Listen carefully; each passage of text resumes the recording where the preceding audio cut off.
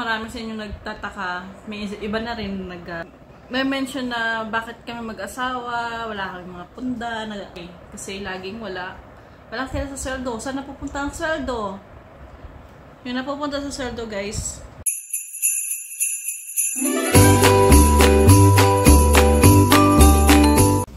Twinkle na.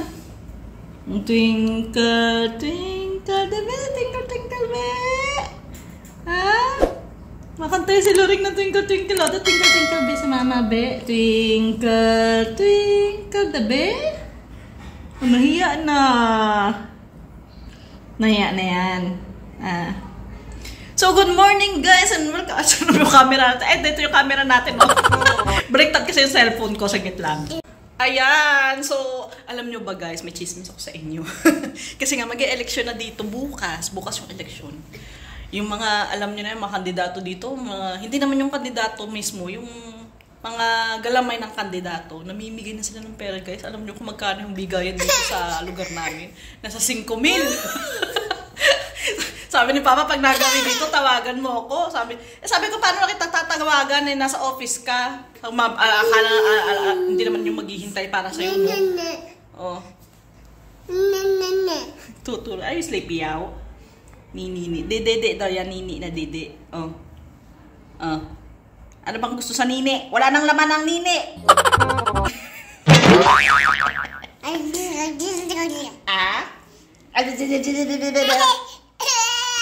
Kaya, mga tao nung kagabi, busy sa labas, guys. Hindi ko na pinakita kasi baka malintikan tayo, may makatunog dito sa ating video. Oh. Yung iba daw, kasi may isang kandidato dito, parang patumba daw yung botohan. Kaya mas malaki yung bigayan. Yung iba umaabot sa 7,000. Yung bigay, guys. Pero dito kasi sa area namin, medyo may mga kaya mga tao dito. Ewan ko lang kung pupunta sila dito. At the same time, kamalas-malas. Bago semento lang yung harapan ng namin. Kasada namin. Ano ba naman yan? Naantok na to eh. Kakapi lang ako. Atin muna tayo ng lunch ni Anika. Sasaglitan ko lang. Si Rain, iniwan ko muna doon. Sumasakit kasi, guys, yung talampakan ko. Hindi ko maapak na maayos. Pag binitbit pa siya, masakit. So, ito na pala yung sinemento. Bakit may mga apak dito? Sinementohan na nila itong bakit may mga apak?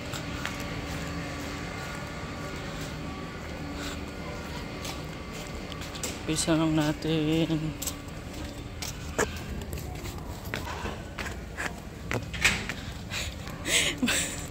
Bilis. Ang sakit ng paa ko. Ito yung ginagawa nila kagabi. Mga alas 10 ng gabi nila itong umpisahan.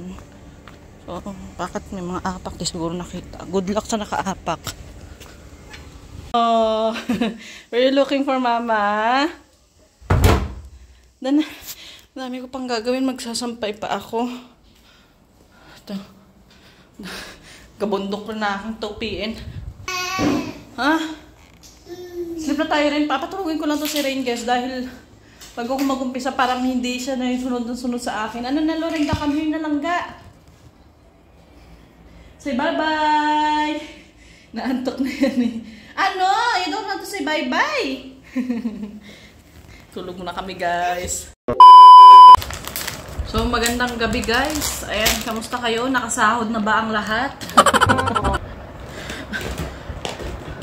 Yung sahod, no, dumaan lang sa kamay, no. O, taas-taas ang kamay dyan na parehas sa amin na yung sahod ay dumaan lang sa kamay. Ay. Buhay nga naman. Siguro marami sa inyo nagtataka.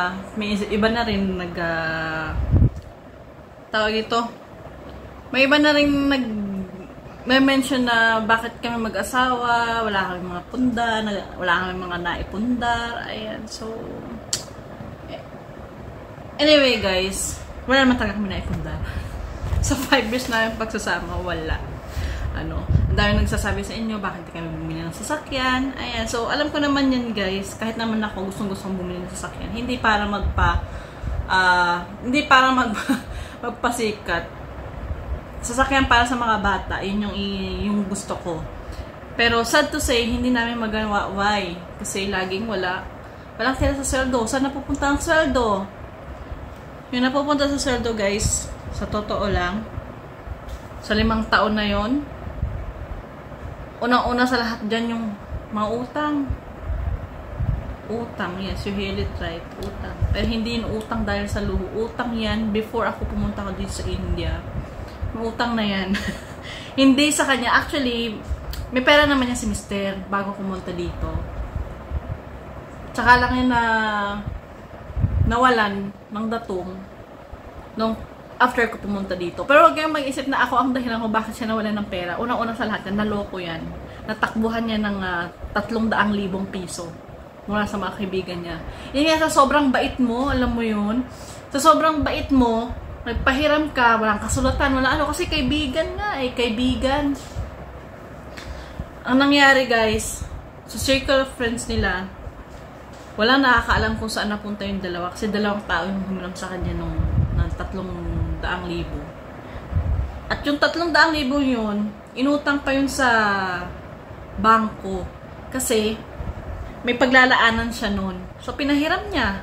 Di ang nangyari, kami yung nag-suffer. Kami yung nagbayad dahil hindi naman namin ginamit. So, hanggang sa nagpatuloy as the years goes by, hindi na namin na masyadong nabayaran, guys. Kasi, dumagdag dito yung lupa. Sa lupa nilang problema.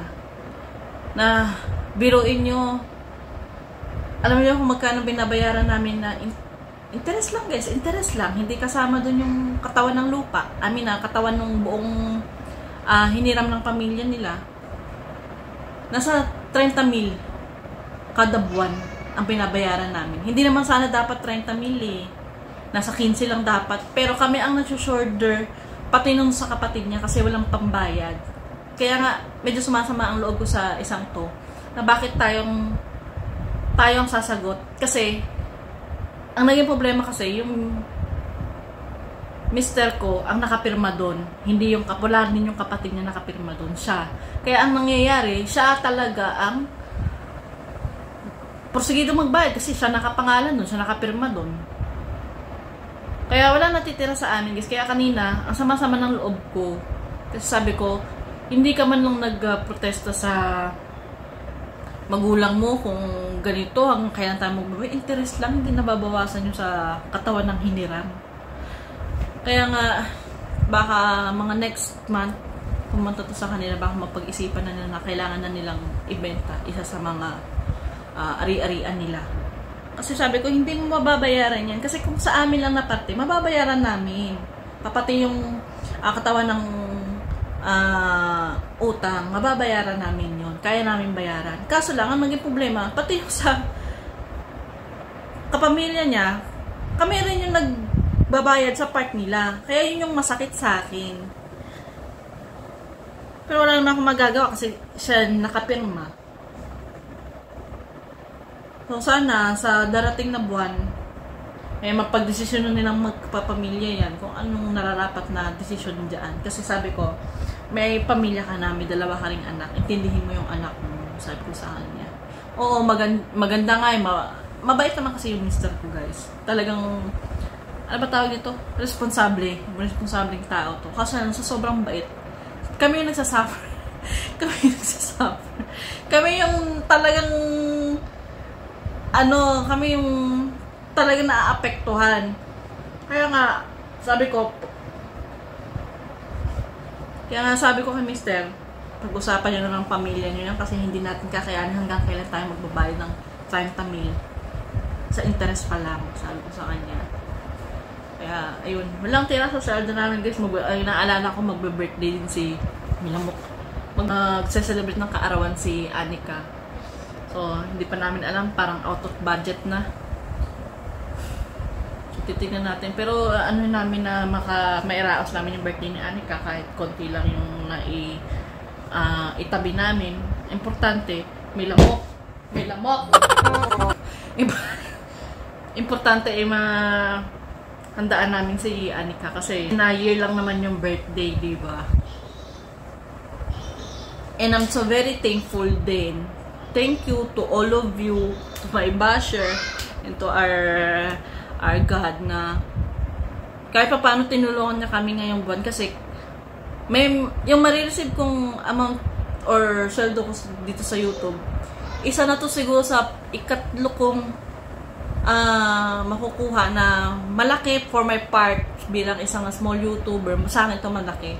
Pero kung siguro kung malaking tao ka na sa pag-YouTube, 5-5 lang to siguro sa kanila itong susweldoin ko. So, baka may makuha tayong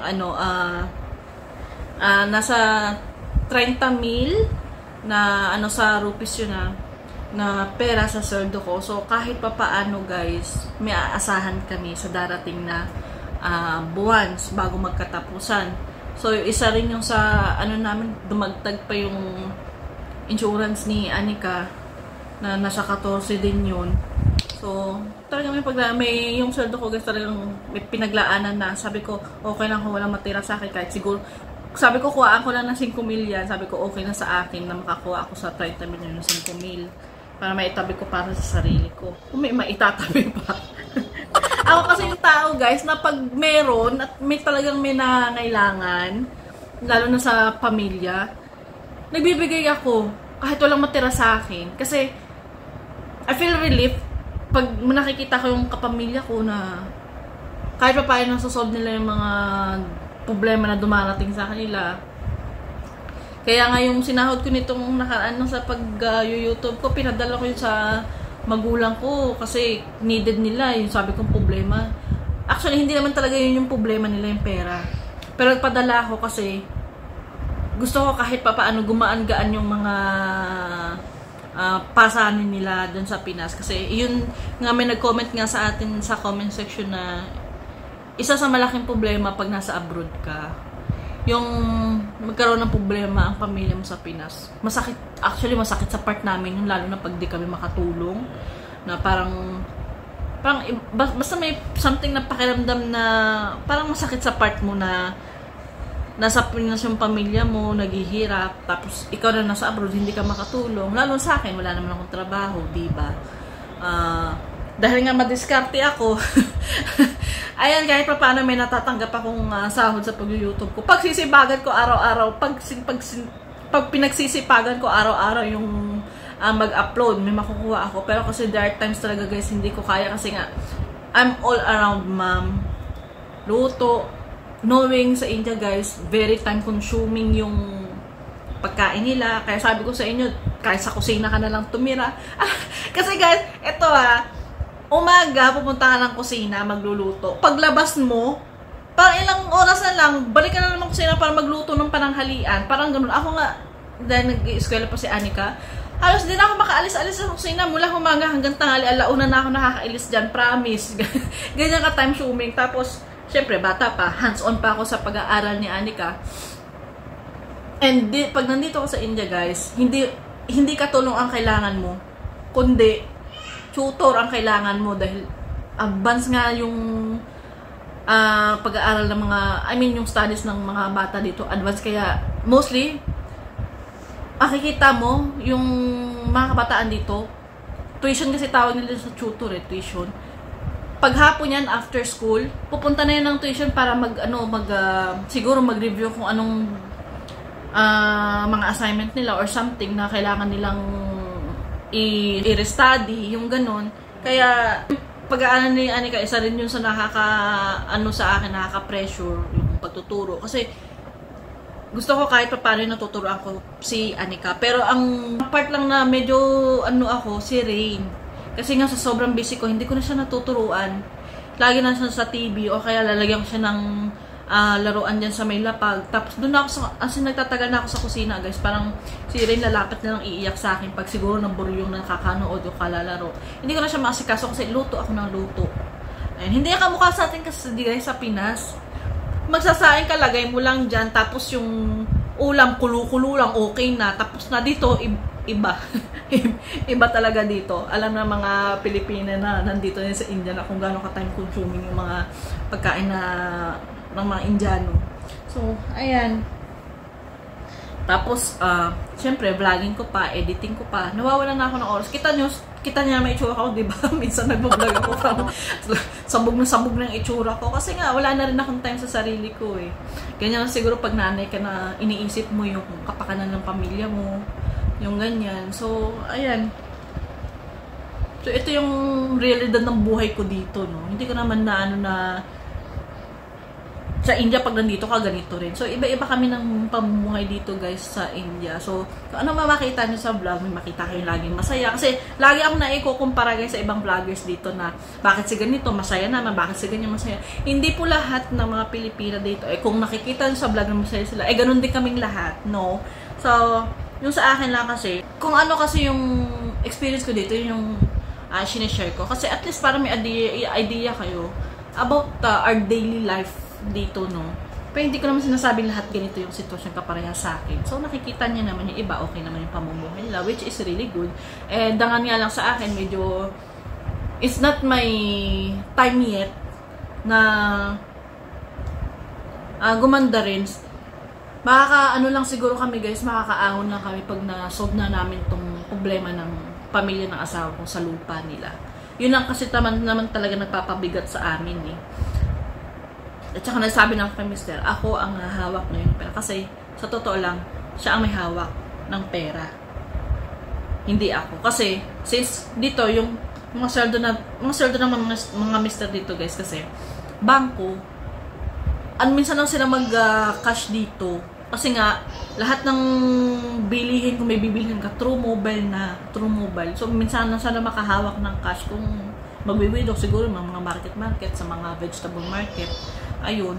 So, ayan. So, kaya hindi ko talaga na yung maglista-lista tapos kung ganito, ganyan. Kasi wala naman natin. Pangahawakan ko. Kaya sabi ko kay Mister, hindi talaga tayo makakapag-save, makakapag-ipon pag ganito pa yung sitwasyon natin. So, ayan nga, binabalikan ko sa next month, sa Disyembre, mag-uusap na silang magkapamilya nila kasi hindi habang buhay magiging ganito na tayo lahat ng sasalo ng bayarin ng pati sa part ng pamilya mo, sabi ko sa kanya.